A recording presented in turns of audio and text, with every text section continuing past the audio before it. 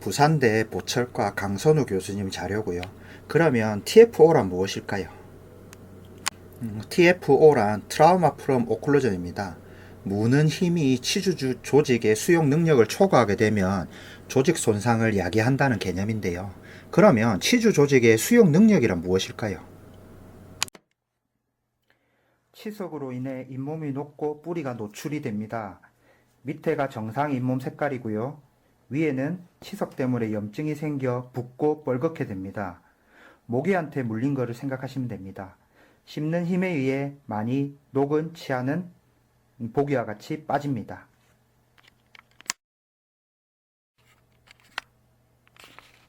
잇몸을 벗겨낸 사진입니다. 뼈가 치아를 감싸고 있습니다. 이 뼈가 치석 때문에 서서히 녹습니다. 결국 잇몸이 녹는다는 건 치아를 잡고 있는 뼈가 녹는다는 말입니다.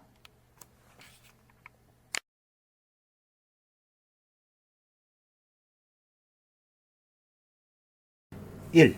뼈가 치아 뿌리를 잡는 힘입니다. 뼈가 치아 뿌리를 많이, 이건 양이겠죠. 단단히, 이건 질이겠죠. 잡을수록 치아는 튼튼한 것이죠. 치주인대란 치아와 뼈 사이에 약간 스프링 같은 것입니다.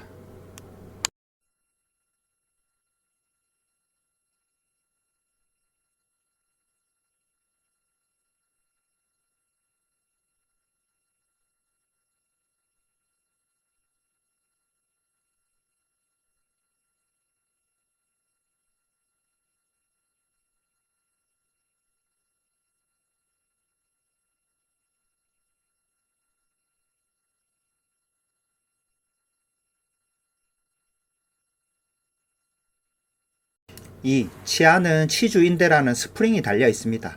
과도한 힘이 가해졌을 때 그 힘을 분산시켜주는 역할이 주된 역할이고요. 침대에 스프링 달려있는 거로 생각하시면 됩니다.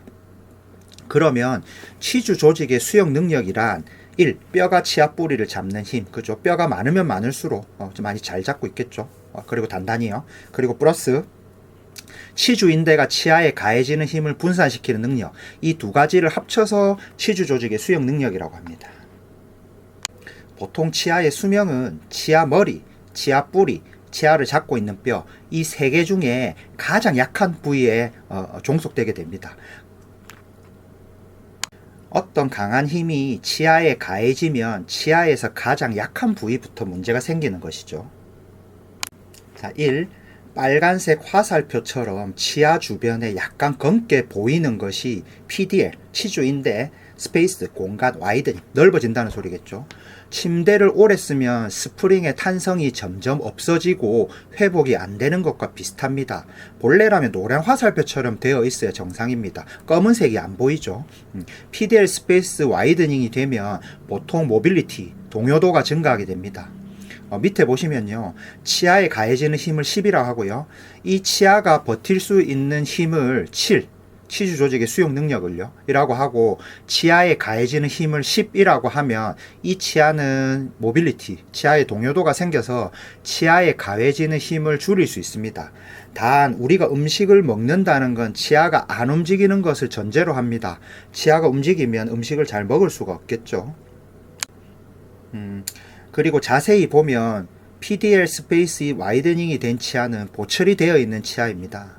만약 자연 치아라면 치아가 깨짐으로써 그 응력을 해소할 수 있습니다. 보철이 단단한 건 깨지지 않아서 비용이 추가로 더 들지 않는다는 것은 좋지만 치아에 가해지는 응력을 해소하는 측면에서는 좋지 않습니다. 오른쪽 그림을 보시면요, 본래 정상인 상태에서 치아에 가해지는 힘은 10 정도라고 하면요, 치아가 깨지면 치아가 닿는 면적이 줄어들겠죠. 그러면 치아에 가해지는 힘이 10보다는 줄어들 겁니다. 자, 밑에 보시면요, PDL 스페이스 와이드닝이 되면 그러면 치아가 흔들리겠죠. 그러면 치아에 가해지는 힘이 10보다는 작아질 수 있습니다.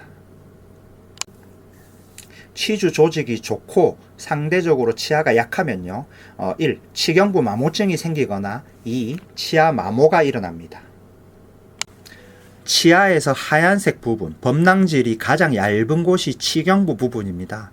교통사고 시 목이 가장 취약하듯이 치아에 과도한 힘이 가해지면 치아의 목 부분인 치경부의 에나멜이 떨어져 나가는 것입니다. 치아 마모 역시 상당한 문제를 일으킵니다. 시간이 지나면 지날수록 더 많은 문제가 생겨나고요.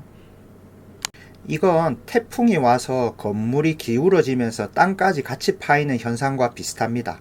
건물을 잡고 있는 집안은 치아를 잡고 있는 뼈죠. 치아, 건물에 과도한 힘이 가해지면 치아를 잡고 있는 뼈, 집안이 녹는 현상입니다. 하루 24시간 중 치아가 서로 맞닿는 시간은 평균 20분 정도입니다. 생각보다 아주 적습니다. 밥 먹거나 발음할 때 외에는 치아는 서로 떠 있어야 합니다. 이게 가장 건강한 상태고요.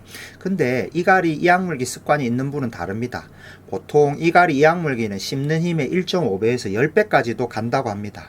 그리고 이갈이 이악물기 하는 시간은 20분보다는 훨씬 깁니다. 치아나 주변 조직에 얼마나 많은 위해를 가할지는 안 봐도 뻔합니다. 이거는 앞의 내용을 정리를 한 거고요. 씹는 것은 하루에 20분 내외, 어금니에 가해지는 힘은 70에서 80kg 정도고요. 이갈이 이악물기는 몇 시간씩 지속이 되면서요. 씹는 힘의 1.5배에서 10배 정도 됩니다. 자, 그러면 치아와 치아가 떨어져 있는 것이 제일 좋습니다. 그러면 의식이 있을 때 낮에는요. 혀의 안정인데요.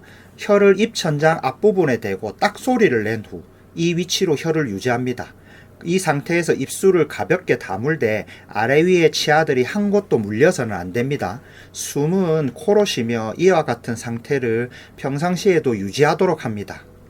이것이 턱관절이나 관련된 근육이 가장 편안한 자세이고요. 자, 의식이 없을 때 밤에겠죠. 이갈이 장치를 하면 치아에 가해지는 힘을 상당 부분 줄일 수 있고 치아나 치아 주변 조직을 보호할 수 있습니다.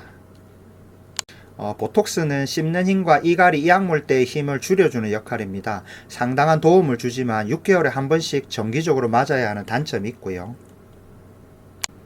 그리고 치아의 개수가 다 있고 이갈이 이악물기가 없는데도 어금니 쪽이 저런 증상을 보이고 그룹 펑션이면 그룹 펑션을 커나인 가이던스를 하면 어금니에 가해지는 힘이 줄어듭니다. 여기서 임플란트를 이런 개념에서 보면 1. 임플란트는 치주인대가 없습니다. 그래서 과도한 힘에 대해서 치아보다 취약하겠죠. 2. 요즘 임플란트 크라운은 대부분 지르코니아로 합니다. 지르코니아는 잘 깨지지 않습니다. 잘 깨지지 않으니 크라운을 다시 하는 비용이 잘 들진 않지만 임플란트에 가해지는 과도한 힘을 해소할 방법이 많이 없습니다. 그래서 보통 지르코니아로 크라운을 한 임플란트는 응력 해소 방법으로 1. 임플란트를 잡고 있는 뼈가 녹거나 2. 임플란트가 그냥 부러져 버리거나 3. 임플란트 나사가 스크류가 풀려버립니다. 그래서 요즘 강연 많이 하시는 원장님들 중 임플란트 크라운을 지르코니아로 하지 않고 PFM으로 하는 분들이 있습니다. 임플란트 PFM 크라운은요 잘 깨집니다. 장점은 깨짐으로써 임플란트에 가해지는 과도한 힘을 해소하겠죠. 지르코니아 크라운은 그 반대일 겁니다. 밑에는 하신 지 10년 된 PFM 임플란트 크라운입니다. 여기저기 깨진 것이 관찰이 되고요. 프로프라이오셉션, 고유 수용성 감각이라는 것이 있습니다. 이것은 일시적으로 유해한 자극이 가해져서 이를 피하기 위한 반사 운동입니다. 프로프라이오셉션의 수용기는 가장 강력한 것은 치근막에 존재합니다. 치주와 치아를 우선적으로 보호하는 기능을 갖고 있다는 것이죠. 임플란트는 프로프라이오셉션이 없습니다.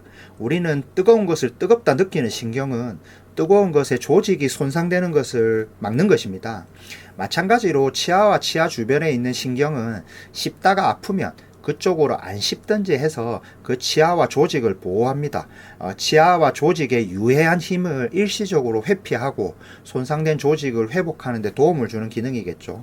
임플란트는 그런 신경이 없으므로 보통 아파서 치과를 방문하면 눕는 경우가 대부분입니다. 그래서 일반적으로 정기검진이 중요하지만 임플란트는 특히 정기검진이 더더욱 중요합니다.